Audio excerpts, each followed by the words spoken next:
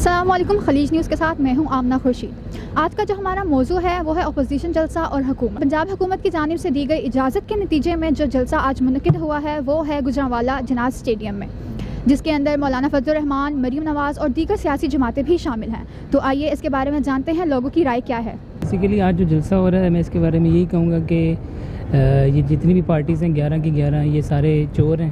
دیکھیں جی، عمران خان نے جو بات کی تھی کہ بھئی یہ سارے ایک ہو جائیں گے for the sake of corruption کو بچانے کے لیے، وہاں پہ جو لوگ ہیں نا وہ ایسے پالتو ٹائم پاس کرنے کے لیے، عمران خان کو ہرانے کے لیے وہ بیٹھے ہوئے ہیں، سمجھ گئے ہو۔ مجھے پوری امید ہے کہ آج کا جلسہ کامیاب ہونا چاہیے، کیونکہ ساری اپوزیشن متحد ہے۔ کسی بھی گورنمنٹ کو کامیاب کرنے کے لیے اس کی اپوزیشن کا اسٹرانگ ہونا بہت ضروری ہے۔ ہم الحمدللہ جو بندہ صحیح کام کرے ایمانداری سے تو ہم اس کے ساتھ ہیں۔ یہ اپنی کرپشن بچانے کے لیے سارے اکٹھے ہوئے ہیں۔ یہ بے شک جتنا مرضی اکٹھے ہو جائیں انشاءاللہ حکومت نہیں گرا سکتے، ہم عمران خان کے ساتھ ہیں۔ آپ نے عمران خان کو ووٹ دیا تھا؟ جی میں نے عمران خان کو ووٹ دیا تھا۔ آپ کتنے پرانے سپورٹر ہیں عمران خان کے؟ میں 2011 سے جب میں نے سیاست میں انٹرسٹ لیا تھا میں تب سے عمران خان کا سپورٹر ہوں، اور انشاءاللہ عمران خان کے ہوتے وقت ہم مرتے دم تک ہم اس کے ساتھ ہی رہیں گے۔ لیکن شہباز شریف نے یہ گاڑیاں ہمیں دی ہیں، ہمارے بچوں کا رزق اس نے رزق تو اللہ کی ذات دینے والی ہے، لیکن اس نے یہ ہمارے رزق کا سبب بنا ہے، ٹھیک ہو گیا ہے۔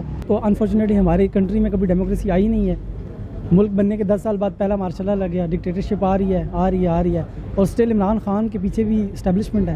آپ کو کیا لگتا ہے کہ اس کے نتائج کیا ہوں گے؟ اس کے نتائج آپ کے کچھ تو آپ کے سامنے ہیں۔ ملک کا پورا انفراسٹرکچر تباہ ہو گیا ہے۔ کوئی بھی چیز اٹھا کے دیکھ لیں، ہم آئی ٹی میں بہت زیادہ پیچھے چلے گئے۔ بیسیکلی میرا اپنا آئی ٹی کا بیک گراؤنڈ ہے، تو اسی طرح باقی آپ کسی بھی اور ڈومین کے بندے سے بات کریں تو ان کا بھی یہی حال ہے۔ آپ پی ٹی آئی کے سپورٹر ہیں؟ میں پی ٹی آئی کے سپورٹر ہوں۔ کتنے عرصے سے؟ 4 سال سے۔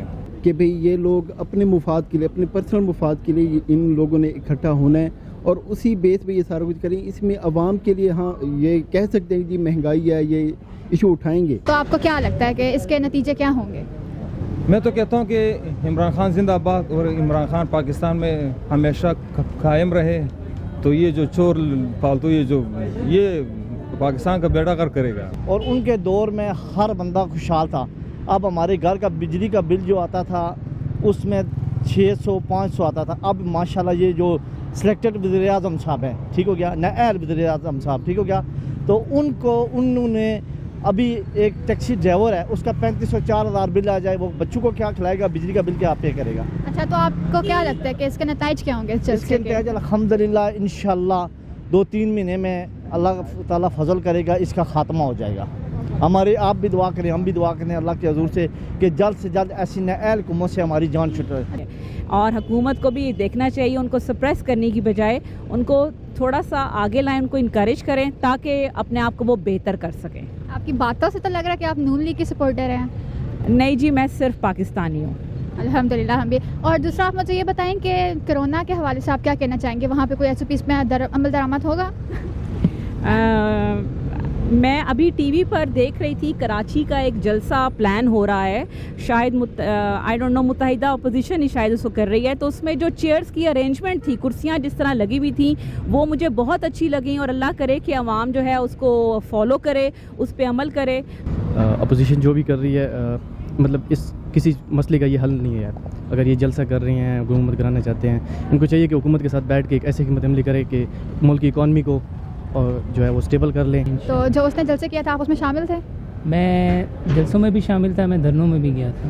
تو اب جب نون لیگ یہ جلسے کر رہی ہے تو پھر آپ کو کیا مسئلہ ہے ان سے؟